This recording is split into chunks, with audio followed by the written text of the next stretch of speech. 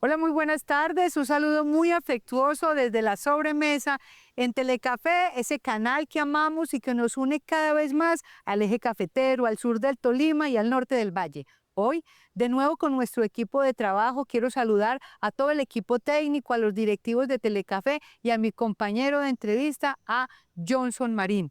Hoy tenemos no solamente un invitado, sino que damos inicio a una serie de programas muy especiales en algo que va a ser de su interés, porque a esta hora, en su casa, a mediodía, desempacando el mercado o ayudando a hacer oficio en la casa o descansando en familia, estos son los temas que de verdad contribuyen a la recuperación de los afectos y de la familia. Si supieran lo que les tenemos hoy. Hoy estamos hablando de nuestro invitado, que es un italiano que está radicado aquí en Pereira, en el eje cafetero, en el corazón de Colombia, un italiano que es doctorado en neurociencias por la Universidad de Salamanca, España, es docente de planta de la Universidad Católica de Pereira, a quien damos los agradecimientos porque el rector, el padre Beyman, nos ha querido alojar aquí como sus huéspedes de honor y decirnos que aquí haremos los próximos programas.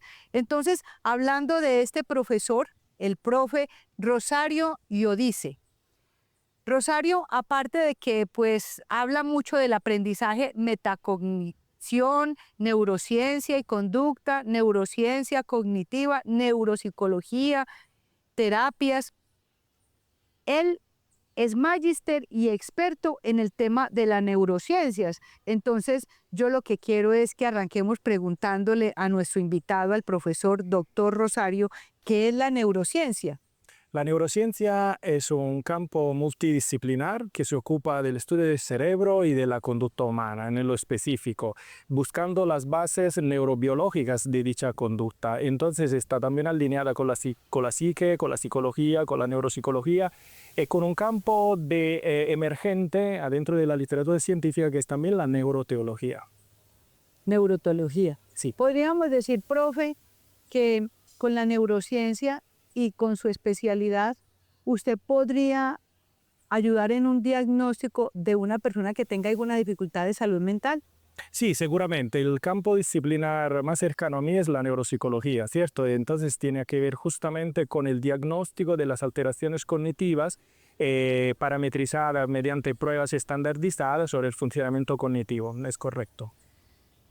Esto es un anuncio para toda la audiencia y le vamos a pedir a Telecafé que nos haga mucha promoción de estos programas, porque la amenaza más grave en la humanidad, por supuesto en Colombia y en Risaralda, y por supuesto en la educación superior, porque lo evidenciamos en anteriores reuniones de la RUN, la Red de Universidades de Risaralda, que el tema de la salud mental está poniendo en jaque a la educación superior.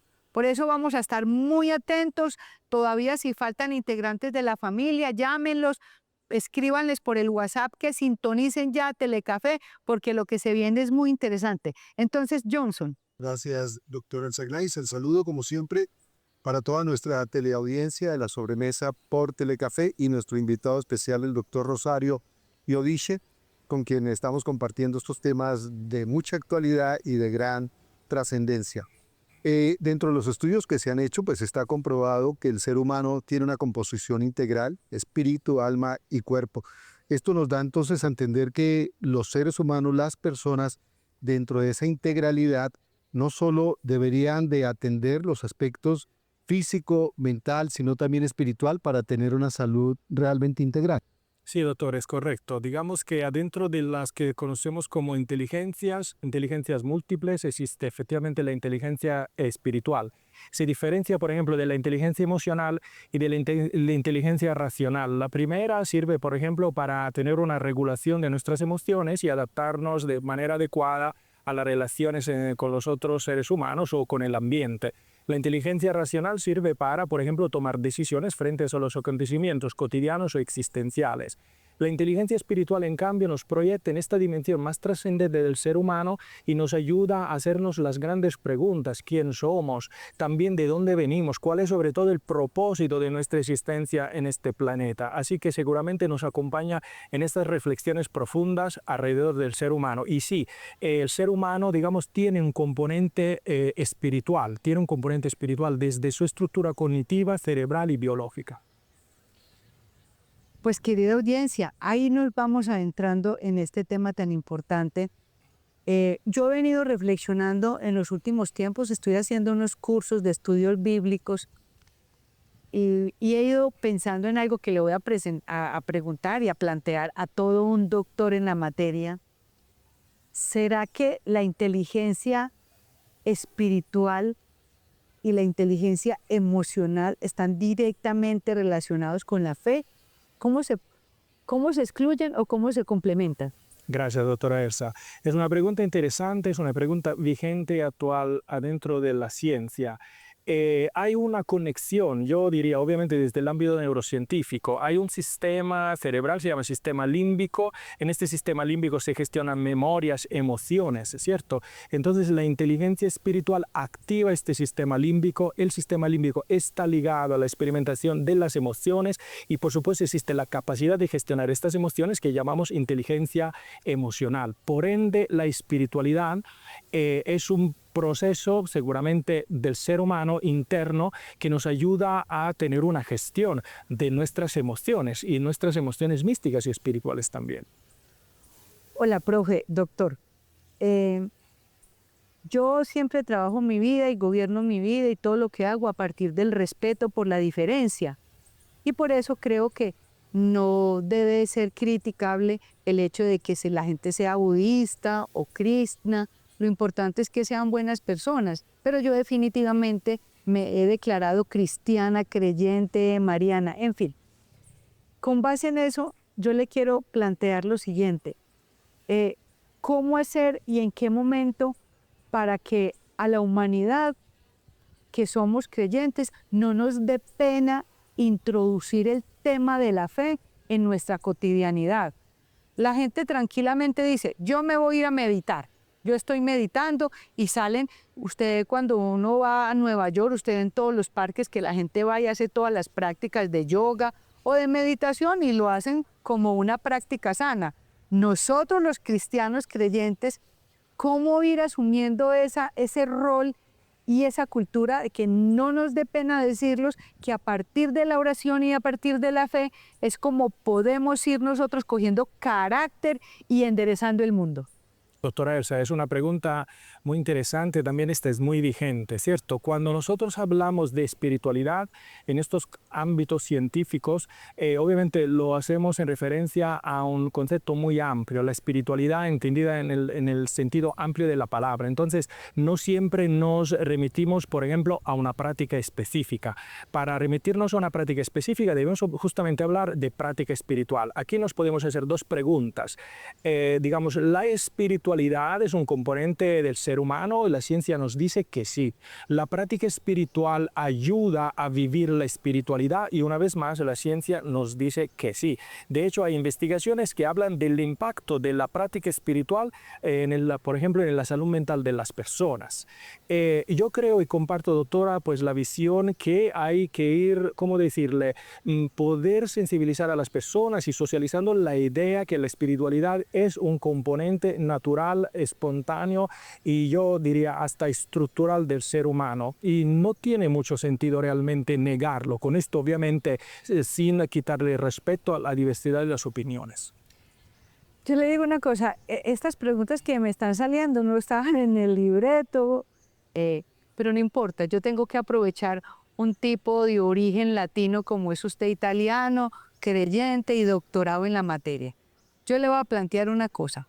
De las cosas grandes que pudimos nosotros heredar y recibir del mundo latino, de todo el sur de Europa y muy especialmente de España y de Italia, fue el hecho que nos hayan evangelizado. En buena hora llegó el evangelio y la evangelización a América. A mí por lo menos me gusta mucho, respetando la diferencia. ¿Por qué nosotros somos cristianos y por qué en Asia y por qué en la India tienen las deidades y otras creencias, si finalmente por encima de todo está es Dios el Creador?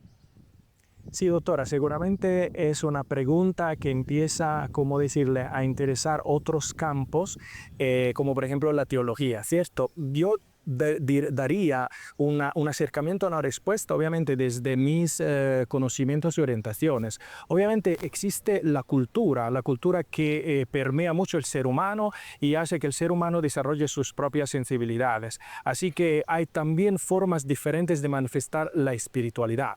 En otras partes del mundo no necesariamente se practica, por ejemplo, la práctica espiritual del cristianismo, del catolicismo. Sin embargo, es posible ver que a través de estas prácticas, a través de la oración, de la contemplación de la naturaleza y también de creer en un ser superior, nos ayuda a vivir mejor, nos ayuda a fortalecer nuestro sistema inmunológico, nos ayuda a tener recursos cognitivos para estrategia de afrontamiento a las dificultades de la vida, nos ayuda a tener esperanza y a tener un propósito en esta existencia. Entonces yo diría que sí, claro, pudiera decir, más allá de la práctica espiritual que estaremos teniendo, tendremos uno que otros efectos beneficiosos para la salud. Hay unos estudios científicos que han demostrado, por ejemplo, que las personas que creen en la existencia de un ser superior activan mayormente ciertas áreas cerebrales, como por ejemplo las áreas lingüísticas, la corteza prefrontal, que son a la base de nuestras habilidades cognitivas, de la regulación de la emoción. Activan, por ejemplo, el lóbulo temporal medial, que tiene que ver con la visión de lo abstracto, de lo trascendente, de lo intangible. Y seguramente esto, digamos, enriquece muchísimo no solo la experiencia del ser humano, sino también, pues obviamente, fortalece la misma inteligencia que el ser humano tiene. Pues, profe, ese tema que usted está tocando nos va a dar motivo para muchos programas. Ahí puede estar la solución para que los psiquiatras y todas las personas que estamos interesados en mejorar la salud mental encontremos respuestas. Muchas gracias, nos vamos de comerciales y ya volvemos. Doctora.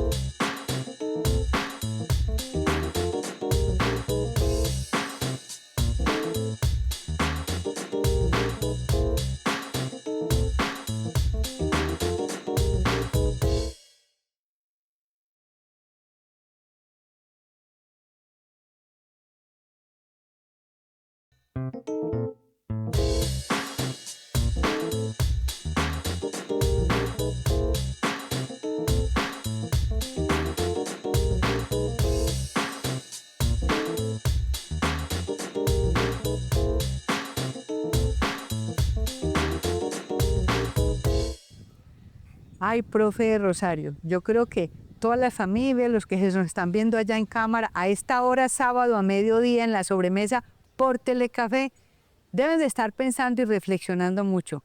Ojalá estén grabando este programa. Pidámosle al equipo técnico de Telecafé que nos informen al final de cada programa cómo la gente puede acceder en la página web o dónde queda grabado para que podamos hacer reemisiones. A nosotros nos ven en muchas partes del mundo, tenemos amigos en muchas partes, en todos los continentes, y esto le va muy bien a la gente. Bueno, profe, pues usted planteó una línea de investigación en el campo de la demencia tipo Alzheimer.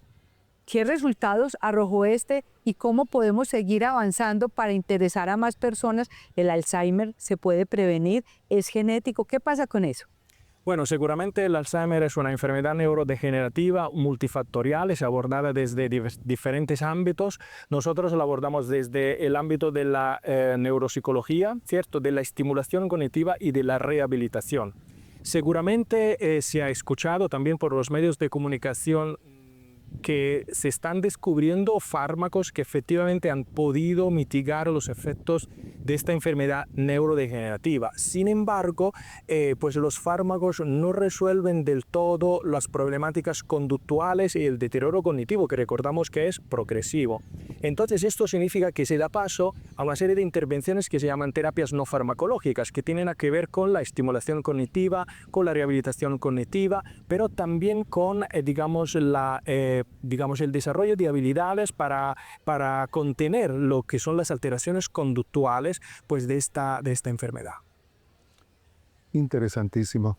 Doctor Rosario Yodish, Hemos encontrado en muchos casos personas que van avanzando en su edad hasta llegar a la ancianidad y van perdiendo la capacidad de la memoria.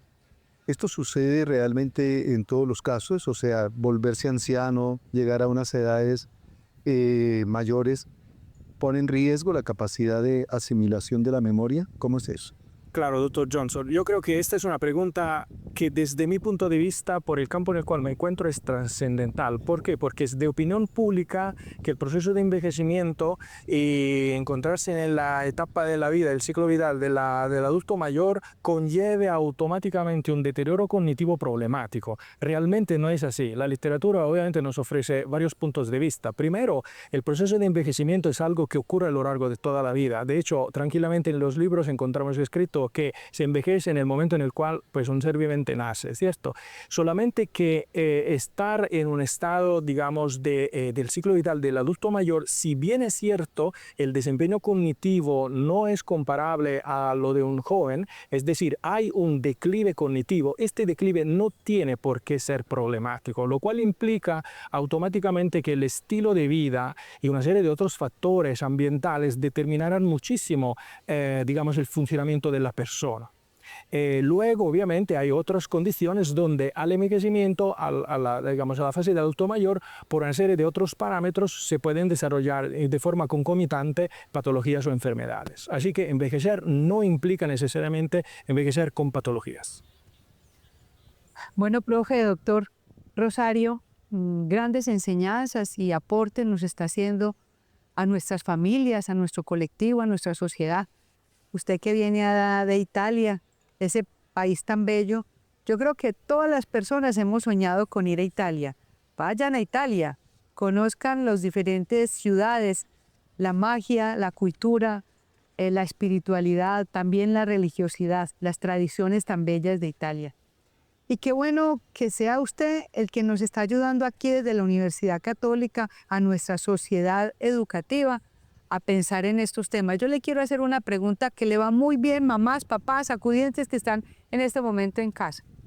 El uso de los videojuegos, de los celulares, toda esa parte digital con lo que estamos entreteniendo a los niños, porque es que un papá y una mamá, el niño le llora o necesita ocuparse y ahí mismo le pasa un celular, sin saber qué contenido le está entregando. ¿Usted cree que eso les está haciendo daño a la salud mental? ¿Y qué recomendaciones le daríamos a los adultos responsables? Bueno, doctora Elsa, es una evidencia científica que estar expuestos a las famosas pantallas efectivamente crea cambios estructurales adentro del cerebro. También hay evidencias científicas que el uso intensivo de dichas pantallas tiene un impacto significativo en la salud mental. Digamos que lo primero que sucede es que la pantalla es una herramienta por medio de la cual recibimos una estimulación multisensorial. Y nosotros tenemos unos procesos atencionales supremamente lábiles, es decir, no puede procesar nuestro sistema atencional mucha información. Por ejemplo, imaginemos por un momento de sostener una conversación, o mejor dicho, 3 conversaciones diferentes con 3 personas a la vez. Sería imposible, ya resulta muy difícil hacerlo con 2. Y este es un ejemplo muy tangible de cómo las pantallas absorben nuestro sistema cognitivo, absorben nuestro sistema de alerta, nuestro sistema de atención, nos vuelven más ansiosos, más agresivos y más reactivos, y sobre todo nos vuelven más distraídos.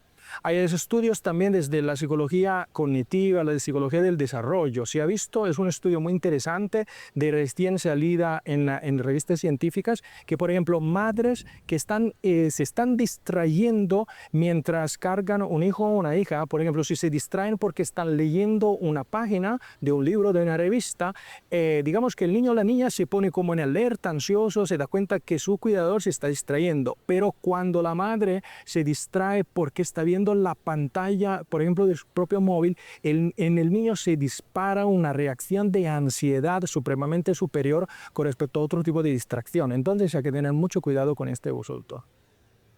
Pues yo creo que ese tema hay que pararle bolas. Es usual que uno va a hacer una visita o nos visitan en nuestra casa. Entonces, cuando los adultos tienen otras cosas que hacer o el niño está llorando o ansioso, que es muy delicado que estemos dejando que la ansiedad gobierne nuestros niños, le entrega uno el celular y eso trae sus consecuencias. Yo recientemente tuve un tema de estrés, además en algún momento vamos a hablar de estrés en estos programas que se vienen. Yo no sabía que el estrés podría generar crisis de presión arterial alta y todas las consecuencias en la parte humana que eso produce. Y evidencié que cuando uno está dependiendo y viviendo de la información que mandan en redes, eso puede afectarlo a uno en su salud mental, emocional, familiar. Y tomé una decisión. Después de que terminé una terapia con una psicóloga, de un viernes para un sábado tomé la decisión. Cancelé 3 Facebook, el Twitter y el Instagram. Los cancelé y ahora en adelante seré muy selectiva. Por ejemplo, volvamos a lo elemental, volvamos a aprender a Telecafé, volvamos a buscar los programas educativos, lo que de verdad nos aporte, lo que de verdad nos sume. De verdad, volvamos a la radio, volvamos a los libros, volvamos a las bibliotecas, volvamos a leer. Estoy muy contenta de haber tomado esa decisión y por eso es que queremos reiniciar después de 5 años que llevamos nosotros con la sobremesa, más de 5 años, vamos a motivar para que los hogares del eje cafetero, del sur del Tolima, del norte del Valle, quienes nos ven en el mundo, vuelvan otra vez a enamorarse de la televisión tradicional, de los canales regionales y muy especialmente del nuestro. Vamos a ver, Johnson, ¿qué pregunta nos tiene de cierre? Gracias, doctora. Aprovechando nuestro invitado en el día de hoy, el doctor Rosario Iodiche, pues es el momento oportuno también para formular esta pregunta, que es una inquietud que tenemos con personas que neurológicamente han estado expuestas a un deterioro de su salud. Y la pregunta sería, en unos casos como estos, ¿las posibilidades de rehabilitación efectiva son altas o son mínimas? Doctor, depende mucho de la causa que haya afectado el sistema neuronal, ¿cierto? Por ejemplo, si estamos frente a una enfermedad neurodegenerativa como el Parkinson, como el Alzheimer, la enfermedad de Huntington, etcétera, pues obviamente allí es neurodegenerativa en cuanto a que hay una muerte neuronal. ¿Cierto? Entonces, frente a esto, contrarrestar completamente o recuperar el daño, digamos que sigue todavía difícil de poder recuperar al 100%. En cambio, cuando nos enfrentamos a una, digamos, alteración neuronal por una serie de eventos como traumatismo craneoencefálicos, por ejemplo, o también por una hemorragia cerebral, siempre si el daño es circunscrito y no es amplio, es posible, digamos, devolver a la persona un funcionamiento próximo a la normalidad, o que se acerque, o que, digamos, sea adecuado para el funcionamiento diario. Entonces, sí que puede llegar a funcionar bien, doctor. Excelente. Se me viene una pregunta a mi cabecita. ¿Qué diferencia podemos encontrar entre una sensación que le produce algún hecho externo o un recuerdo, una sensación y un trauma? Y cómo tratar las dos cosas, porque como se dice que los pensamientos es lo que lo gobierna a uno, ¿cómo hacer para que ese pensamiento no esté gobernado por la emoción ni por el trauma? Doctor, esta es una pregunta importante porque a veces nosotros podemos escuchar un discurso obviamente generalizado, ¿cierto?, de estigmatización de las emociones. Desde la psicología, la emoción tiene un papel central. La emoción obviamente tiene un diseño fisiológico, neurológico. Hay centros cerebrales que nos permiten vivir emociones. Las emociones nos han ayudado a sobrevivir. Sin embargo, es posible que suceda algo, que se active un estado emocional producido por algo que es considerado amenazante, una amenaza no real. De hecho, hay unas estadísticas, tal vez serán imprecisas, si escuchan estas estadísticas por parte de los psiquiatras, más del 90% de las cosas que nos preocupan tienen mucha probabilidad de no ocurrir. Entonces, efectivamente, el pensamiento impacta, digamos, nuestro sistema emocional, y una emoción prolongada, no autorregulada, puede tener un impacto significativo pues, en nuestro organismo. Usted anteriormente lo mencionaba, se activa el sistema endocrino y esto crea una respuesta hormonal que genera, por ejemplo, aceleración cardíaca, pero un estado de alerta prolongado ya empieza a producir estrés, un estrés negativo que genera un estado de defensa constante. ¿Dónde está el trauma? El trauma está cuando a nivel psíquico la persona se bloquea y usa unos patrones comportamentales y conductuales no flexibles. y sigue percibiendo, por ejemplo, amenazas donde no hay. Sigue siendo reactivo frente a un estado emocional porque no lo autorregula, no lo contextualiza. Y esto puede volverse problemático frente a la funcionalidad de la persona. Qué maravilla, qué fluidez, qué conocimiento, qué generosidad que nos ha compartido hoy nuestro doctor, profe Rosario. Muchas gracias. Nos vamos a ver, si Dios quiere, dentro de 8 días, 12:30, en Telecafé La Sobremesa. Muchas gracias. Gracias, doctor. Gracias, Es un honor. doctor Odilche.